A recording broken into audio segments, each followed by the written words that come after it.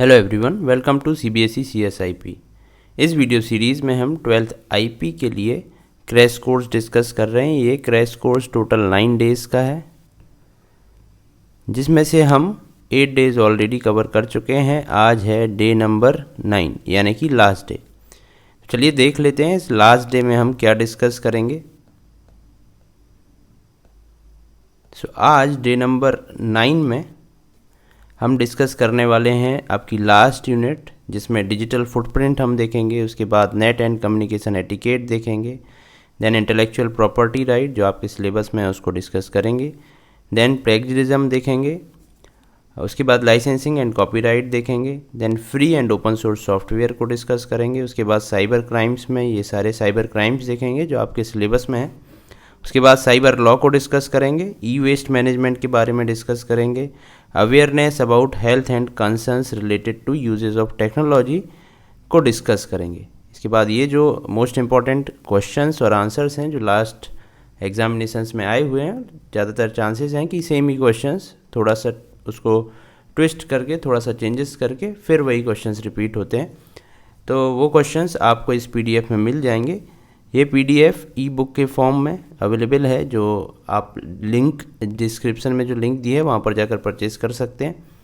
और ये बुक आपके ईमेल पर डिलीवर कर दी जाएगी। यदि आप चाहते हैं इस बुक को परचेज़ करना तो डिस्क्रिप्शन में लिंक पर जाकर परचेज़ करिए। चलिए आगे चलते हैं और देखते हैं डे नंबर 9 में हम क्या पढ़ने वाले हैं। ये रहा डे नंबर 9, जिसमें ये सारे टॉपिक्स हैं। सबसे पहला टॉपिक है डिजिटल फुटप्रिंट।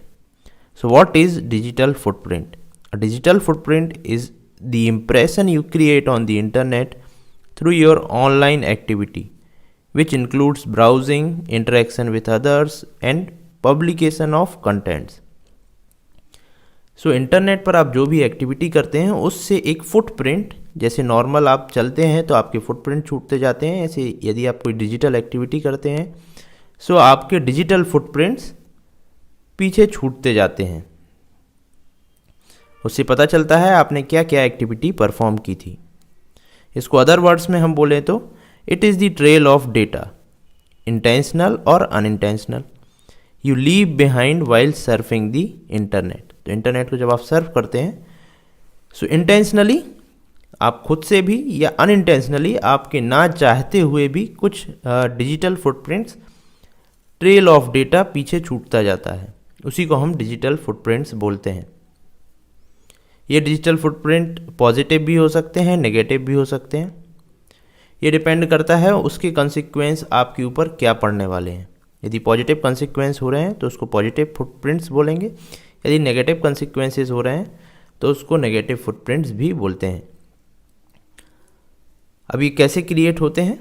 आप जब विजिट करते हैं किसी वेबसाइट को या ऑनलाइन शॉपिंग को करते हैं तो आप तब क्रिएट होते हैं। ये ऑनलाइन सर्च करते हैं कुछ तब क्रिएट होते हैं। सोशल मीडिया पर कुछ पोस्ट करते हैं या ब्लॉग्स लिखते हैं आप तो ये डिजिटल फुटप्रिंट्स क्रिएट होते हैं। ऑनलाइन इमेज या वीडियो अपलोड करने पर भी क्रिएट होते हैं। कम्युनिकेटिंग ऑनलाइन यानी कि चैट या ईमेल आप किसी को करते हैं तो वो भी एक तरीके का डिजिटल फुटप्रिंट है। या फिर आप कोई भी ऑनलाइन एक्टिविटी परफॉर्म करते हैं तो सारी ही एक्टिविटीज़ में कुछ ना कुछ डिजिटल फुटप्रिंट्स बनते जाते हैं। अब ये डिजिटल फुटप्रिंट्स आपको कैसे इफ़ेक्ट कर सकते हैं, आप उनसे कैसे अफेक्ट हो सकते हैं, देखिए। Privacy issues. Digital footprints are privacy concern because they are a set of traceable actions, contribution and ideas shared by the user.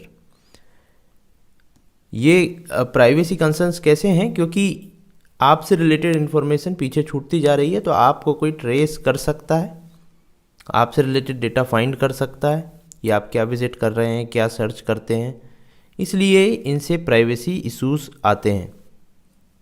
It can be tracked and can allow internet users to learn about human actions. जैसा मैंने बताया, किसी human के actions के बारे में भी जानकारी यहाँ से मिल सकती है, तो ये एक प्राइवेसी कंसर्न है। Cyber vetting, where the interviewers could research applicants based on their online activity. तो साइबर वेटिंग क्या होती है? यदि आप किसी कंपनी में इंटरव्यू देने जाते हैं सो जो आपका इंटरव्यू लेने वाला है वो आपसे रिलेटेड रिसर्च ऑनलाइन कर सकता है, क्योंकि आप ऑलरेडी फेसबुक पर होंगे, लिंक्डइन पर हैं या अदर सोशल मीडिया पर अवेलेबल होते हैं। सो आपसे रिलेटेड चीज़ें उसको ऑनलाइन मिल जाती हैं और आपके इंटरव्यू देने से पहले वो आपके बारे में इम्प्रेशन एक बना चुका होता है। यदि आपने अपने सोशल मीडिया पर कुछ ऐसी पोस्ट की हैं जो आपके गलत बिहेवियर को रिप्रेजेंट करती है, तो इंटरव्यूअर आपको सिलेक्ट नहीं करेगा। ये वो सोच लेगा कि ये इंटरव्यू दे रहा है लेकिन मुझे इसे सिलेक्ट नहीं करना है, क्योंकि ये ऑलरेडी ऐसी एक्टिविटीज़ कर रहा है जो उसकी कंपनी के लिए नुकसानदायक हो सकती हैं। टारगेट एडवर्टीजमेंट के लिए यूज़ होते हैं। टारगेट एडवर्टीजमेंट क्या होता है? आपकी एक्टिविटी को डिजिटल फुटप्रिंट्स के थ्रू देखा जाता है, उसी हिसाब से फिर आपको एडवर्टाइजमेंट शो की जाती हैं। जैसे आप किस प्रोडक्ट को ज़्यादा विजिट करते हैं, आप किस एरिया में रहते हैं, तो उससे रिलेटेड आपको एडवर्टीजमेंट दी जाएंगी। लेस और मोर opportunities depends upon your positive और नेगेटिव डिजिटल फुटप्रिंट्स। तो यदि पॉजिटिव डिजिटल फुटप्रिंट्स हैं, जैसे कि आपने कुछ अच्छा काम किया और फेसबुक पर डाला है, तो लोग उसको देखकर, इंटरव्यूअर यदि आप उस चीज़ को देखेगा या कोई भी उसको देखेगा, तो वो आपके लिए उसका एक पॉजिटिव थिंकिंग बनेगी। सो उससे आपकी अपॉर्चुनिटीज़ इंक्रीज़ होती हैं। यदि आप नेगेटिव कुछ चीज़ डालते हैं तो उससे अपॉर्चुनिटीज़ आपकी कम होती हैं। सो ये है digital footprint. Next topic, net and communication etiquettes. So online etiquette या नेटिकेट हम इसको बोल सकते हैं। सो इंटरनेट पर जब आप कम्युनिकेट करते हैं तो आपको किस तरीके के एटिकेट या बिहेवियर रखना चाहिए, उसके डूज एंड डोंट्स क्या क्या हैं, उसी को हम नेट एटिकेट्स, ऑनलाइन एटिकेट या नेटिकेट बोलते हैं।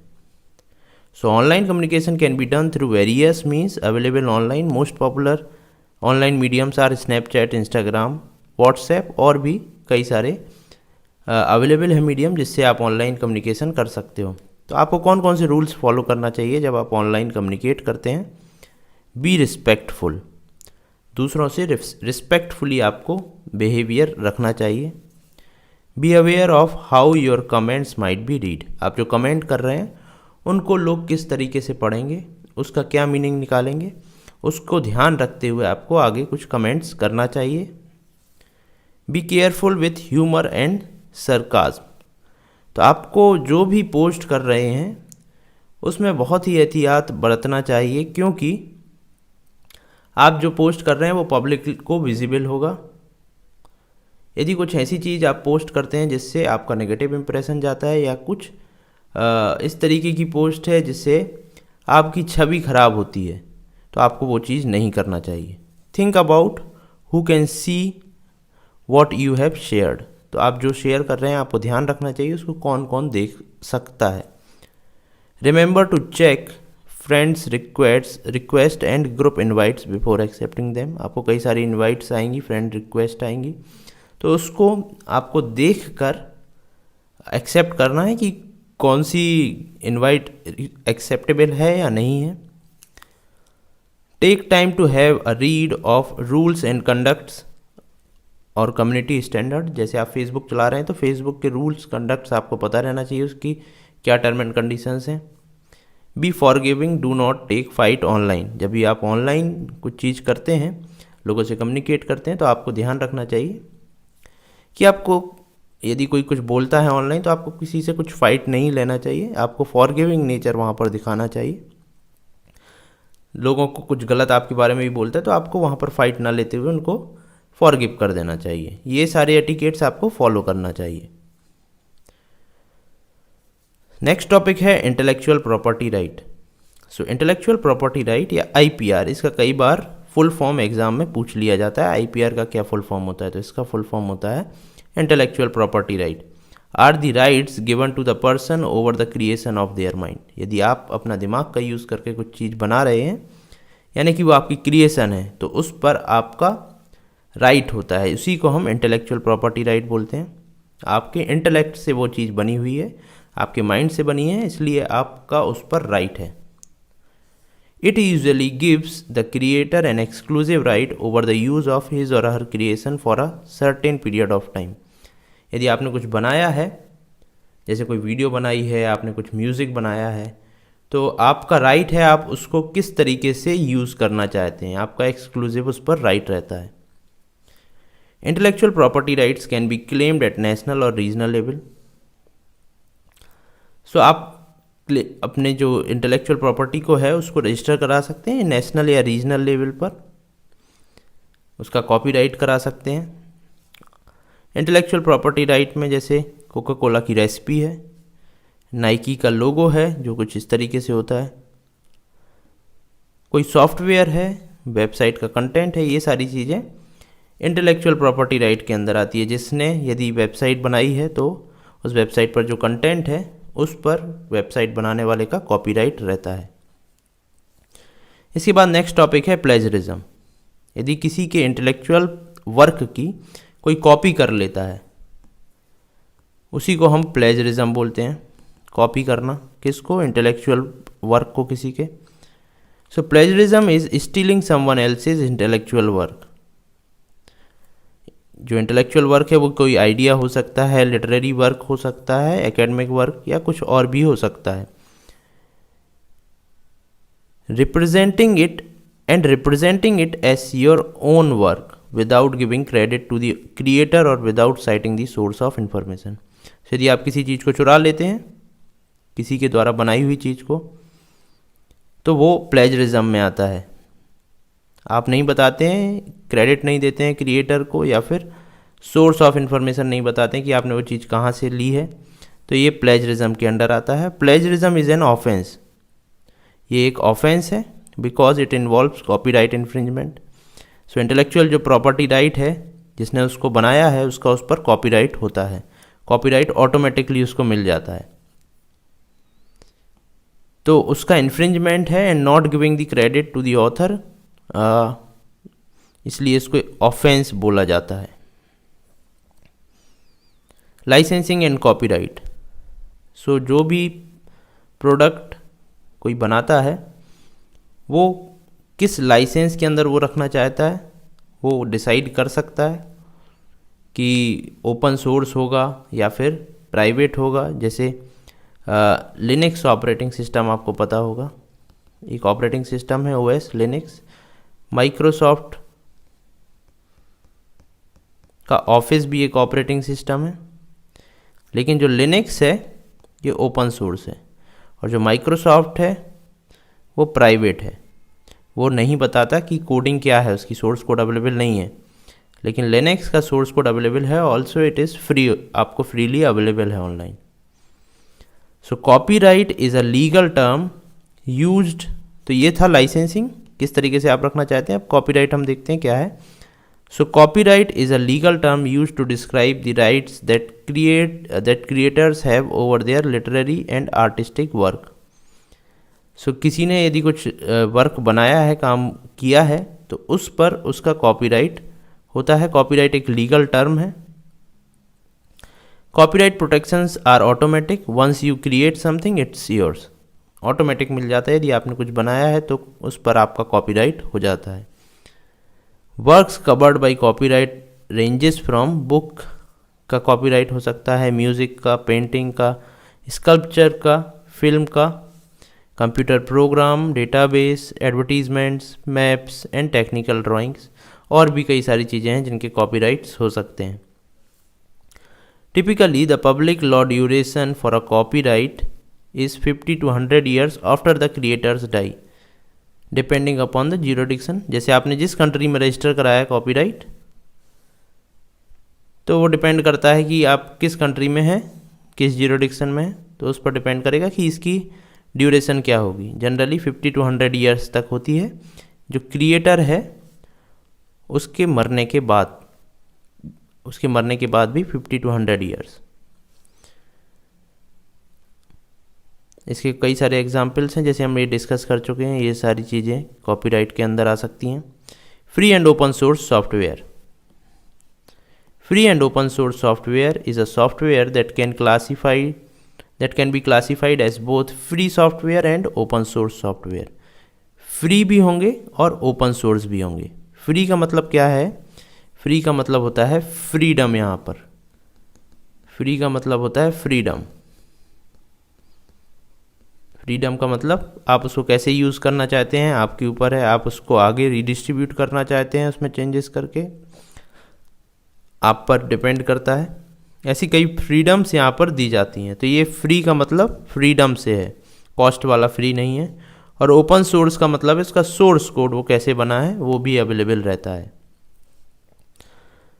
इसका मतलब क्या है? That is anyone is freely license to use, copy, study and change the software in any way. तो यदि किसी के पास कोई सॉफ्टवेयर है जो FOSS है, free and open source software है, तो उसकी वो कॉपी कर सकता है, उसको यूज़ कर सकता है, स्टडी कर सकता है, उसमें कुछ चेंजेस भी कर सकता है।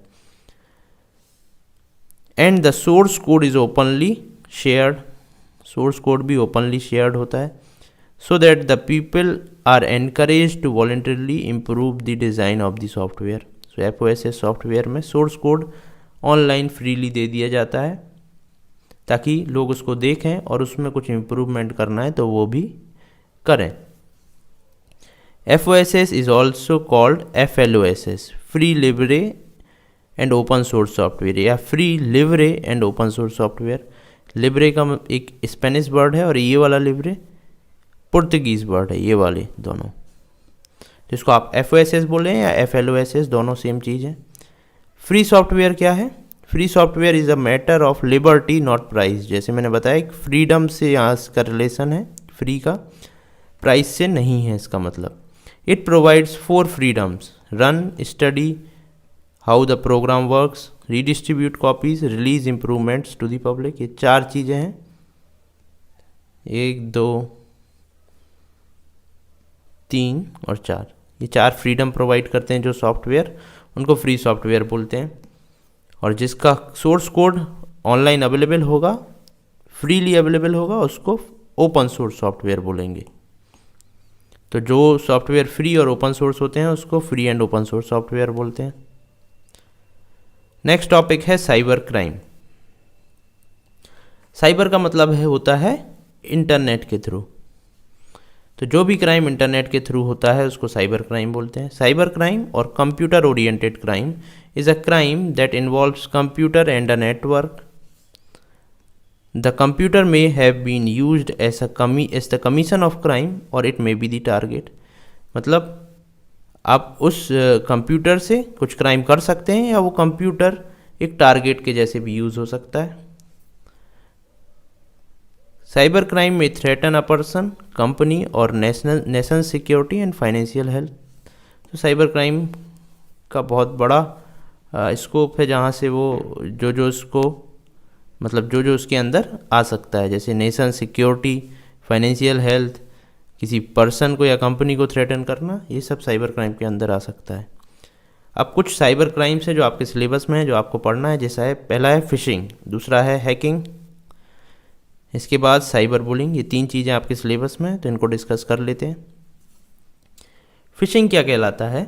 Phishing refers to the criminally fraudulent process or attempting to acquire sensitive information such as username, password, credit card information, account data etc. एक फ्रॉड एक्टिविटी है, ये फ्रॉडलेंट प्रोसेस है जिसमें आपके सेंसिटिव डेटा को, जैसे कि user name, password, credit card के इन्फॉर्मेशन या बैंक अकाउंट के डिटेल को हैक करने की कोशिश की जाती है। In phishing, an imposter uses an authentic looking email or website to trick the recipient into giving out sensitive information। अब sensitive information को चुराना फिशिंग के अंडर आता है। फिशिंग में कैसे सेंसिटिव डेटा को चुराया जाता है? एक ऑथेंटिक लुकिंग ईमेल या वेबसाइट से आपको ट्रिक किया जाता है। जैसे SBI की कोई वेबसाइट है, वैसे ही सेम लुकिंग वेबसाइट कोई इम्पोस्टर क्रिएट करेगा और आपको लगेगा वो SBI की वेबसाइट है, बट वो SBI की वेबसाइट नहीं होगी, कोई फेक वेबसाइट होगी जिस पर आप चले जाएंगे और अपने SBI का ID पासवर्ड दे देंगे वहाँ पर, या कोई और information personal information, sensitive information आप वहाँ दे देंगे। आप सोचेंगे एसबीआई ने मांगी है, बट एक्चुअल में वो किसी इम्पोस्टर ने मांगी है। तो ऐसा करने पर आपकी जो सेंसिटिव डेटा है वो हैक हो सकता है या फिर कोई इसको चुरा सकता है। तो ये आपको ध्यान रखना है कि आप जिस वेबसाइट पर जा रहे हैं वो ओरिजिनल वेबसाइट हो। अब यहाँ पर क्या होगा, कैसे ये काम करता होगा, जैसे ओरिजिनल वेबसाइट होती है sbi.co.in, तो कोई इम्पोस्टर कैसे क्रिएट कर लेगा सेम लुकिंग वेबसाइट, आई की जगह एक्सक्लेमेशन मार्क्स दे देगा .co.in। तो आप जब जल्दी जल्दी में देखेंगे तो आपको ये वाली और ये वाली सिमिलर ही वेबसाइट लगेगी, बल्कि जबकि ये वाली एक इम्पोस्टर वाली वेबसाइट है। तो ऐसी छोटी छोटी चीज़ें चेंजेस करके वो आपको ट्रिक कर सकता है। या फिर कोई आपके पास ईमेल आया, तो जैसा एसबीआई से ईमेल आता है वैसा सेम लुकिंग ईमेल आपको भेज दिया गया, तो आपको लगेगा ये तो ओरिजिनल ईमेल है। यहाँ पर मैं एसबीआई का एग्जांपल ले रहा हूँ, आपको किसी भी कंपनी से मैसेज आ सकता है, जैसे मान लीजिए अमेज़ॉन से आया, तो आपको लगेगा कि ये अमेज़ॉन का मेल है, लेकिन ये कोई इम्पोस्टर उसको मेल कर रहा हो, तो आपको किस ईमेल आईडी से मेल आया है वो उसको चेक कर लेना चाहिए अच्छे से, उसका डोमेन नेम चेक कर लेना चाहिए वो कहाँ से मेल आया है, उसके बाद ही उस पर कुछ प्रोसेस करना चाहिए, आगे आपको कोई स्टेप लेना चाहिए। Hacking is an unauthorized entry into the network or a computer to steal or manipulate information, data or files। सो किसी नेटवर्क पर और किसी कंप्यूटर पर अनऑथराइज्ड एक्सेस कर लेना, किस लिए, टू स्टील मैनिपुलेट इंफॉर्मेशन और डेटा और फाइल्स, हैकिंग के अंदर आता है। जो हैकिंग करता है उसको हम हैकर बोलते हैं। Computer hacking is done using several types of programs, rootkit, trojan, keyloggers, ये सब वायरसेस हैं जिनका यूज़ करके हैकिंग की जा सकती है। हैकिंग को आप कैसे रोक सकते हैं, ऑथराइज वेबसाइट से ही सॉफ्टवेयर्स को डाउनलोड करें। Do not clicks on random email attachments, जो भी रैंडमली ईमेल अटैचमेंट्स आते हैं उनको डाउनलोड ना करें या क्लिक भी ना करें उन पर। कोई भी हार्ड ड्राइव आप अपने कंप्यूटर में लगाते हैं तो उसको स्कैन करें, एंटीवायरस अपने कंप्यूटर में रखें। Abstain from keeping easy password ना रखें अपना, क्योंकि ईजी पासवर्ड को आसानी से हैक किया जा सकता है, डिफरेंट कॉम्बिनेशंस लगाकर उसको हैक आसानी से किया जा सकता है, इसलिए आप ईजी पासवर्ड ना रखें। नेवर स्टोर और शेयर योर लॉगिन इन्फॉर्मेशन, कहीं पर लिख कर ना रखें, जो भी है अपने दिमाग में स्टोर रखें उसको, क्योंकि जहाँ पर भी आपने लिखा है हो सकता है वो किसी के हाथ में आ जाए और फिर आपका अकाउंट या आपकी पर्सनल इन्फॉर्मेशन वहाँ से वो हैक कर सकता है। इसके बाद है cyber bullying. So harassing, demeaning, embarrassing, defaming और intimidating someone using modern technologies like internet, cell phone, instant message, social media etcetera is called cyber bullying. So किसी को बुली करना ऑनलाइन साइबर बुलिंग कहलाता है। बुली कैसे कर सकते हैं आप, उसको हरास कर सकते हैं, डिमीन कर सकते हैं, एम्बेरेसिंग फील करा सकते हैं, डिफेम कर सकते हैं और इंटिमिडेट कर सकते हैं, धमका सकते हैं उसको। तो ये सब साइबर बुलिंग के अंदर आता है और ये एक साइबर क्राइम है, इसको आपको नहीं करना चाहिए। अब जितने भी साइबर क्राइम हैं उसको हैंडल करने के लिए गवर्नमेंट ऑफ इंडिया ने साइबर लॉ बनाए हुए हैं, जिसको आईटी एक्ट कहते हैं। So cyber law, also known as cyber crime law, is legislation focused on the acceptable behavior use of technology including computer hardware, software, the internet and networks। so इतनी सारी चीज़ों के लिए आपका क्या एक्सेप्टेबल बिहेवियर रहना चाहिए, उसके लिए कुछ लॉज बने हैं। यदि आप उन लॉ को फॉलो नहीं करेंगे तो आपको जेल भी हो सकती है, ठीक है। तो ऐसे कई सारे लॉज हैं जो आईटी एक्ट में है। सो आईटी एक्ट या इंफॉर्मेशन टेक्नोलॉजी एक्ट 2000 में आया था और ये अमेंड हुआ, उसके बाद इसको आईटी अमेंडमेंट एक्ट 2008 बोलने लगे। 2008 में इसमें मेजर अमेंडमेंट्स हुए थे कुछ। Cyber law helps protect user from harm by enabling the investigation and prosecution of online criminal activity. So online जो क्रिमिनल एक्टिविटीज़ होती हैं ऑनलाइन, याद रखिए, इसलिए साइबर लॉ बनाए गए हैं। जो ऑनलाइन एक्टिविटी हैं क्रिमिनल एक्टिविटी, उनको टैकल करने के लिए।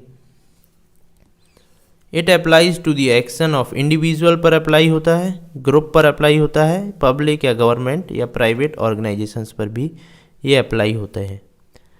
सो आईटी एक्ट का फुल फॉर्म है इंफॉर्मेशन टेक्नोलॉजी एक्ट, और ये 2000 में आया था और 2008 में इसका अमेंडमेंट हुआ था।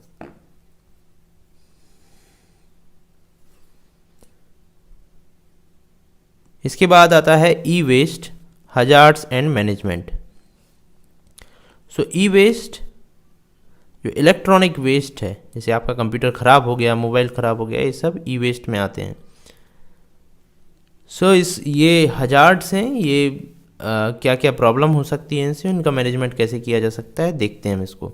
सो ई वेस्ट और waste electrical and electronic equipment are loosely discarded, surplus, obsolete, broken electrical or electronic devices. E-waste poses many problems related to environment and health. So health और environment से related कई सारी problems e-waste से हो सकती हैं। Electronic equipments contains many hazardous metallic contaminants such as lead, cadmium, mercury, beryllium, brominate, flame retardants, ये सारी चीज़ें उसमें अंदर होती हैं। तो इससे कई सारी प्रॉब्लम्स हो सकती हैं जो आपकी हेल्थ के लिए हजार्ड्स हैं। इसलिए जो इलेक्ट्रॉनिक वेस्ट है उनका प्रॉपरली मैनेजमेंट होना चाहिए, उसको कैसे डिस्कार्ड करना चाहिए, वो सारी चीज़ें आपको सीखना चाहिए। सो एनवायरमेंटल हजार्ड्स कौन कौन सी हो सकती हैं? When e waste is warmed up, toxic chemicals are released into the air, damaging the atmosphere. So जब उसको गर्म किया जाता है या धूप में रख दिया जाता है तो उससे कुछ जो केमिकल रहते हैं उनसे आपकी एयर पॉल्यूशन हो सकता है। So when electronic waste is thrown away in landfills, their toxic material seeps into the groundwater, affecting both land and sea animals. सो यदि आप उसको डिस्कार्ड करके लैंड में डाल देते हैं तो उससे जो केमिकल्स निकलता है जो लैंड के अंदर जाएगा, उससे आपका ग्राउंड वाटर हार्म हो सकता है, ग्राउंड वाटर ख़राब हो सकता है, जिससे उसमें रहने वाले एनिमल्स को भी लॉस होगा। हेल्थ हजार्ड्स कौन कौन सी है? डिफरेंट जो मेटल्स रहती हैं उनसे रिलेटेड बहुत सारी हजार्ड्स हो सकती हैं। जैसे लीड से क्या होता है, central and peripheral nervous system पर आपके इफेक्ट करती हैं। केडमियम से क्या होता है, टॉक्सिक है, ये जहरीला है। Irreversible effect on human health, accumulates in kidney and liver, वहाँ पर प्रॉब्लम कर सकता है। मरकरी से स्किन डिसऑर्डर हो सकता है। बेरिलियम से इन्हेलेशन मतलब सांस लेने में कुछ प्रॉब्लम हो सकती है। ब्रोमिनेट, फ्लेम रिटार्डेंट से, तो ये सारी प्रॉब्लम्स हैं, हेल्थ हजार्ड्स हैं जो डिफरेंट मेटल्स जो आपकी ई वेस्ट में होती हैं उनसे प्रॉब्लम्स आपको हो सकती हैं। ई वेस्ट का मैनेजमेंट किस तरीके से किया जाना चाहिए? पहला तो उसको डिसमेंटल करना चाहिए, अलग अलग चीज़ें निकाल लेना चाहिए उसमें से। Segregation of recyclable and non recyclable materials, उसके बाद जो रिसाइकलेबल है और नॉन रिसाइकलेबल है मटेरियल, उनको अलग अलग कर लेना चाहिए। जो रिसाइकलेबल है उसको फिर से रिसाइकिल करना चाहिए और जो नॉन रिसाइकलेबल है उसको अलग तरीके से डिस्कार्ड करना चाहिए। यदि कुछ चीज़ ऐसी है जिसका रीयूज़ हो सकता है या उसको ठीक करके आप यूज़ कर सकते हैं, रिफर्बिशमेंट एंड रीयूज़, तो आपको करना चाहिए। Recycle and recovery of valuable materials, उसमें से कुछ वैल्यूएबल मटेरियल्स हैं, मेटल्स हैं, तो उनको आप रिकवर कर सकते हैं डिस्कार्ड करने से पहले, तो उसको करना चाहिए। ट्रीटमेंट और disposal of dangerous materials and waste, तो इसका प्रॉपर ट्रीटमेंट करके उसको डिस्पोज करना चाहिए। जो डेंजरस मटेरियल्स हैं जिनमें ये सारी मेटल्स आती हैं जो आपकी हेल्थ को अफेक्ट कर सकती हैं, या एनवायरनमेंट को अफेक्ट कर सकती हैं, तो उसका प्रॉपर डिस्पोजल आपको करना चाहिए। 10th टॉपिक है awareness about health concerns related to the use of technology. जब आप टेक्नोलॉजी का यूज़ करते हैं कंप्यूटर मोबाइल का, तो आपको कौन कौन से फिजिकल हेल्थ इफेक्ट हो सकते हैं या साइकोलॉजिकल इफेक्ट हो सकते हैं। Excessive use of technology can have physical and psychological effect. Physical क्या क्या होगा, आई स्ट्रेन, आप पर आँखों पर जोर पड़ता है जिससे आँखें ख़राब हो सकती हैं। आप जैसे मोबाइल चलाते हैं तो नीचे झुके हुए बैठते हैं या कंप्यूटर में गलत पोस्चर पर ज़्यादा देर तक बैठते हैं, तो आपका जो पोस्चर है, जो स्पाइनल कॉर्ड है, वहाँ पर प्रॉब्लम हो सकती है। आपको स्लीप प्रॉब्लम हो सकती है। आपकी फिजिकल एक्टिविटी कम होने से कई सारी प्रॉब्लम्स हो सकती हैं। जब आप एक ही जगह बैठकर टेक्नोलॉजी का यूज़ करते हैं तो आप एक ही जगह बैठे रहते हैं। साइकोलॉजिकल इफेक्ट कौन कौन से हैं, आप आइसोलेशन, अकेले रहते हैं टेक्नोलॉजी का यूज़ करते टाइम, लोगों के बीच में नहीं बैठते उठते हैं, तो उससे आप एक आइसोलेशन आपके अंदर आ जाता है, जिससे आपको डिप्रेशन और एंजाइटी की समस्या भी बढ़ सकती है। तो जितना हो सके उतना कम टेक्नोलॉजी का यूज़ करना चाहिए, और जहाँ पर है वहीं पर आपको उसका यूज़ करना चाहिए। तो यहाँ पर हमने ये लास्ट टॉपिक ख़त्म किया और इस तरीके से हमने अपना क्रैश कोर्स यहाँ पर फिनिश किया।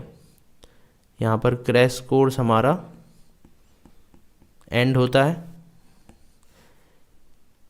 यदि आपको कहीं कोई डाउट है तो आप कमेंट सेक्शन में पूछ सकते हैं। साथ ही इस ई बुक को, इसकी PDF को आप अपने मेल पर ले सकते हैं। उसके लिए आपको डिस्क्रिप्शन में दी हुई लिंक पर क्लिक कर इसको परचेज़ करना होगा। यदि आप चाहते हैं खुद से नोट्स बनाना तो आप वैसा भी कर सकते हैं। इसके बाद यहाँ पर मोस्ट इम्पॉर्टेंट बोर्ड एग्जामिनेशन के क्वेश्चंस हैं जिसको आप प्रैक्टिस कर सकते हैं। कई सारे यहाँ पर क्वेश्चंस हैं जो पिछले एग्जामिनेशंस बोर्ड एग्ज़ाम में आते रहे हैं, जो आगे आने वाले एग्ज़ाम में भी रिपीट होने के चांसेस हैं। सो आप इनको प्रैक्टिस कर लेंगे तो आपको इस यूनिट से जो 10 मार्क्स के क्वेश्चंस आना है वो आसानी से आप कर पाएंगे। आई होप आपको ये जो हमने 9 दिन में सिलेबस ख़त्म किया उसमें चीज़ें समझ आई होंगी। यदि आपको कहीं पर भी कोई डाउट है तो आप कमेंट सेक्शन में मुझसे डिस्कस कर सकते हैं। Thank you.